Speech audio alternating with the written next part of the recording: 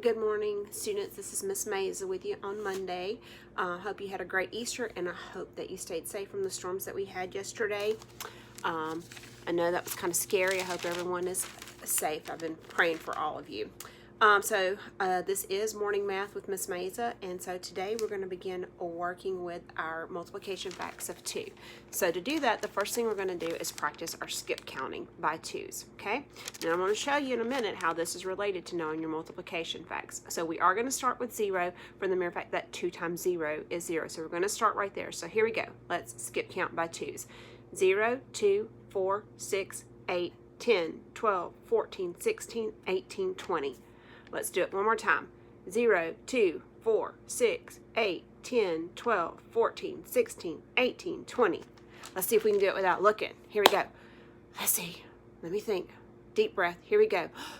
0, 2, 4, 6, 8, 10, 12, 14, 16, 18, 20. Yay, I did it. Now let's see if you can do it by yourselves. Ready? Go.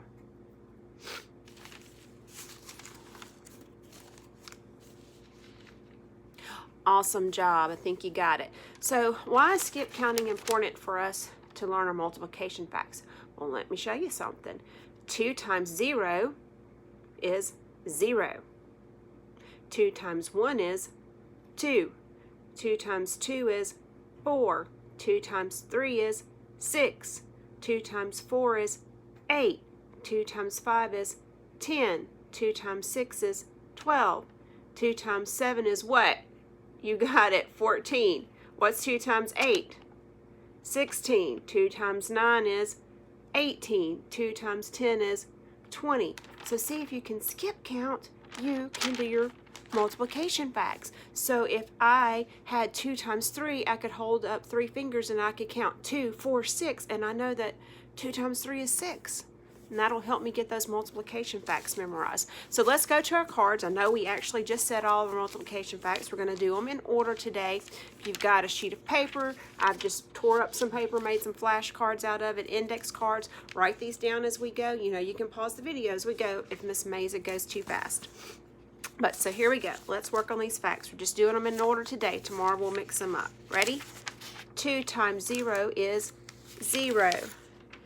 2 times 1 is 2. 2 times 2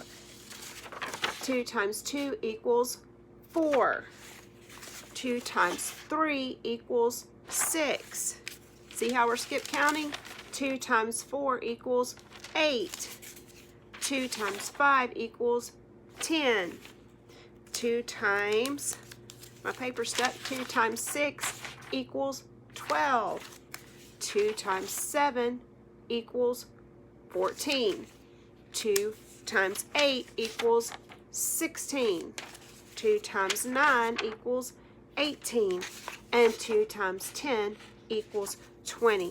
Now I know we're working on multiplication facts as well on the iReady, so let me just briefly tell you about that. Be sure your parents have looked on my teacher page under your individual grade. I've got 3rd grade, 4th grade, and 5th grade up with some iReady lesson plans where I'm doing videos to help explain or help instruct what's going on there. And right now for 3rd grade, they are actually working on those multiplication facts.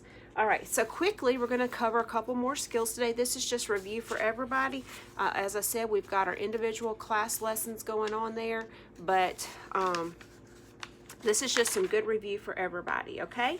So we are going to work on some place value understanding to and we're going to eventually begin to round our numbers from 10 and 100, round our numbers to the nearest 10 or 100. But we're going to start off today with just the understanding the place value. So what our I can statement today is going to be is I can label a place value chart up to 100, okay? And Miss Maza, I thought, had that sitting out, but I don't. So let me get over here to it. I apologize. I try to have everything organized before I start these videos, but it doesn't always happen. So here's a place value chart that just goes to the hundreds. We have ones, tens, hundreds. So if I had the number 23, I wrote it. What number would be in the tens place? The 2. What number's in the ones place? the 3. If I had 245, what number is in the ones place? The 5. What number is in the tens place? The 4. And what number is in the hundreds place? The 2. 245. Now, your assignment for this is simple. I'm going to get you to label, draw and label a place value chart and just label the ones, tens, and hundreds place. I know that we're going way further than that in class, but we're just slowly doing review for practice. So just make you a chart, get you a piece of paper, and draw you 3 columns and a line above it, and just label your ones, tens, and hundreds place. If you get really into it, go ahead and put some numbers in there and see what goes in the ones place, the tens place, and the hundreds place. That's simply all I want you to do, is to draw and label a place value chart in your ones, tens, and hundreds, okay? Now, I know when we were doing the reading, and Lennon will probably be with me on Wednesdays lessons. I know y'all enjoy having him, and I do too. He's a lot more entertaining than I am. We've been doing some problems, word problems, where you can use an array or your groups model with your groups to solve it. So I want to continue doing that. And I usually make up the problems with something that we've been doing around here. That gives you a little insight to Miss Maza and Lennon's life of what we're doing while we're on quarantine here. So I made up a problem today that said Miss Maza bought 2 cases of water. Each case contained 12 bottles of water. How many bottles of water did Miss Maza buy? Miss Maza bought 2 cases of water. Each case contained 12 bottles of water. How many bottles of water did Miss Maza buy?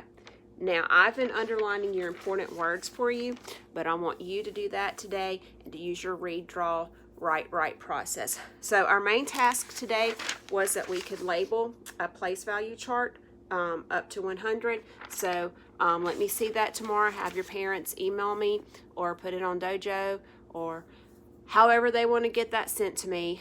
They're welcome to do that. Let me see that you can label your place value chart in your ones, tens, and hundreds place, okay? All right, you guys have a great day, and I'll see you tomorrow with Morning Math with Miss Maza.